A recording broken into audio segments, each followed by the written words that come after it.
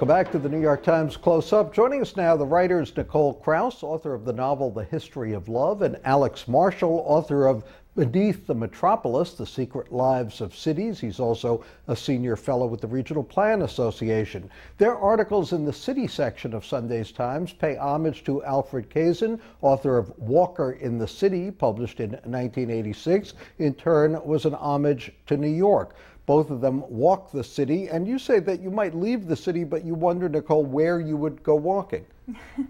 Yeah, I think for me the fascination with walking the city is how much is happening, what visual stimulation you have when you're walking down the streets, and how, in a way, anything is possible. And of course, when you're walking out in the country, it's incredibly beautiful. And of course, nature has a lot of variety, but somehow not the human kind, which is, I guess, what interests me. Alex, you talk about a resurgence in walking. Is that sort of by default, that it's getting impossible to drive and even the subways are too crowded?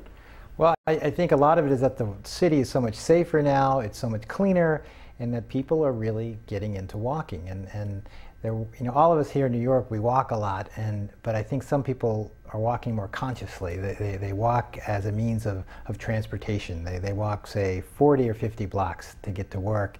And I guess what's surprising to me is how efficient walking is, even when doing a distance of, say, 40 or 50 blocks.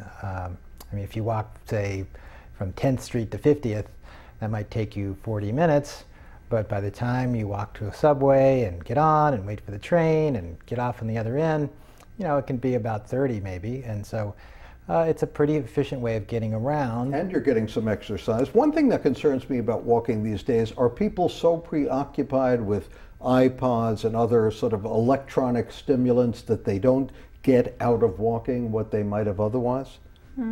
I think that's probably true. I suppose without all of that, one is more nakedly sort of involved in the world around them. I never, ever listen to an iPod when I'm walking down the streets of New York. To me, it seems like walking deaf. It's superfluous almost. You're listening to the sounds of the city, arguably. I find something similar. I just started listening to using an iPod, and I found I really do not like using it while I'm walking on the street. I like it in the subway, which can be very loud, but as soon as I get out, I find I like hearing the sounds of the city, and that they pick me up and revive me. Alex, in your article in the city section, you quote Philip Lopate as saying that there's a rhythm of walking and writing, and Nicole, you say that walking is like writing. What do both of you mean? Well, for me, a lot of what walking is being somehow open to the world and open to the possibility of how you might be moved or affected by something somehow unexpected. And I think writing is much of that too. And in fact, I do a lot of my best writing, I work out solutions to problems I have in my novels when I'm walking. When I sort of have reached a wall, I get up and sort of go out into the city, and almost naturally somehow something in that walk, the rhythm of it, or something I see somehow pushes the sentence or the paragraph or the solution of the story upwards to the surface. Alex, what do you think writing is like walking, or vice versa? Well, I think writers like walking usually, because then they don't have to write. Yeah, that's true. It's a great way to avoid writing. But I think we like being bombarded by stimuli, but we also like thinking. And so you simultaneously get stimulated, but you also get to contemplate the world. And so I think it's a nice balance. Do either of you have a favorite walk? One of the things you point out in your piece is that you don't necessarily need a destination, but is there a walk you take repeatedly because it is so pleasant or so stimulating or whatever?